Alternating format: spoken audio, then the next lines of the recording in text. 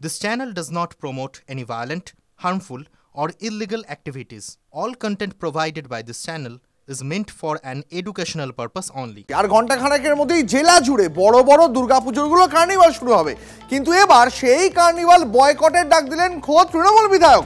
ভুল শুনছেন না, কোথাও কোনো ঘনিষ্ঠ মহলে নয়, একেবারে প্রকাশ্যে সোশ্যাল মিডিয়ায় রায়গঞ্জের তৃণমূল বিধায়ক কৃষ্ণ কল্যাণী ডাক দিলেন কার্নিভাল বয়কট করার। তার অভিযোগ, রায়গঞ্জের মানুষ তারা যথেষ্ট যে নাগরিক পরিষেবা পাওয়ার কথা, যে পুরো পরিষেবা পাওয়ার কথা, সেই পুরো পরিষেবা তারা পাচ্ছে না, আর তাই সেই কার্নিভাল বয়কট করছেন খোদ তৃণমূল বিধায়ক। শুনুন, তার পোস্টও দেখাচ্ছি আপনাদের, শুনুন তিনি কি বলেছেন এই নিয়ে।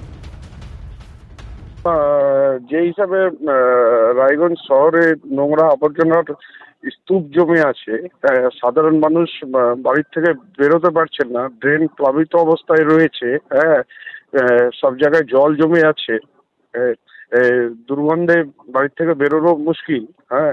সেই জায়গায় আমি ওই কার্নিভালে সামিল হব, সেটা বলে নেন, আমার হৃদয়ের অন্তরস্থল থেকে মনে হলো এটা অনুচিত।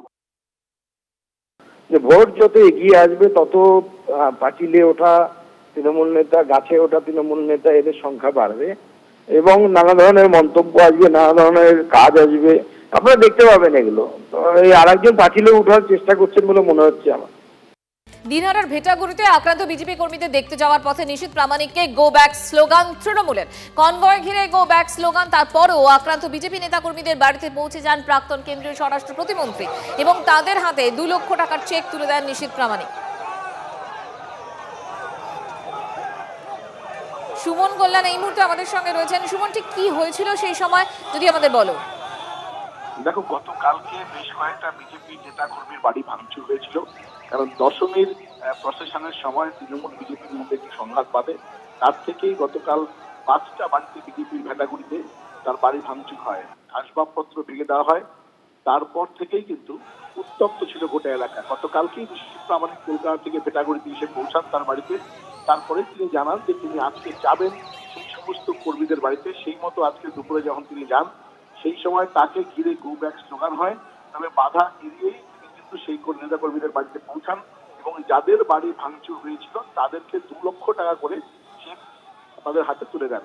নিশীথবাবু নেতা কর্মীরা আক্রান্ত হলে তার পাশে দাঁড়াবেন। এর আগেও এই ঘটনাগুলো ঘটেছে, গতকালকের ঘটনার পর আজকে সেখানে ফলে তার যাওয়ার পথে কিন্তু বেশ সুমন, বুঝতে পারছি, ধন্যবাদ।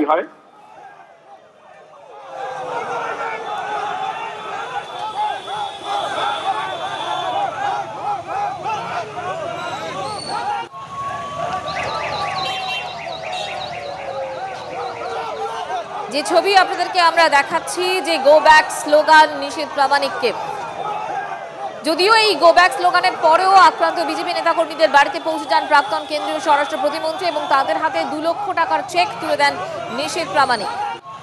কাল দুর্গা কার্নিভাল, আর আজ বিসর্জনে পরিবর্তন, যাত্রার ডাক সজল ঘোষের। আজ সন্তোষ মিত্র স্কোয়ারের প্রতিমা নিরঞ্জন, বিসর্জনের মিছিলে চাকরিহারা শিক্ষক থেকে দিয়ে আন্দোলনকারীদের আমন্ত্রণ সজল ঘোষের। কোনো রাজনৈতিক মিছিল নয়, নিরঞ্জন হয়, নিরঞ্জন বা অসুরের বিসর্জন হয়। তা আমরা বলছি ও সমস্ত রকম অসুরের, শুধু একটা বুড়ো মহিষাসুর কবে থেকে মায়ের ঠ্যাঙানি খাচ্ছে ত্রিশূল বুকে নিয়ে, শতকের পর শতক শুয়ে আছে, শুধু তাকে না মেরে আজকে যে এত অসুর চারদিকে ঘুরে বেড়াচ্ছে, কয়লা খেকো অসুর, বালি খেকো অসুর, খোকা অসুর, এই যে চাকরি খেকো অসুর, রেপ করা অসুর, এত অসুর ঘুরছে। এই সব অসুরের বিসর্জন, এই অবস্থার পরিবর্তন হোক, এই বাংলার পরিবর্তন হোক, এই দাবিতে আমাদের নিরঞ্জন যাত্রাটা এই নামে ডেকেছি আমরা।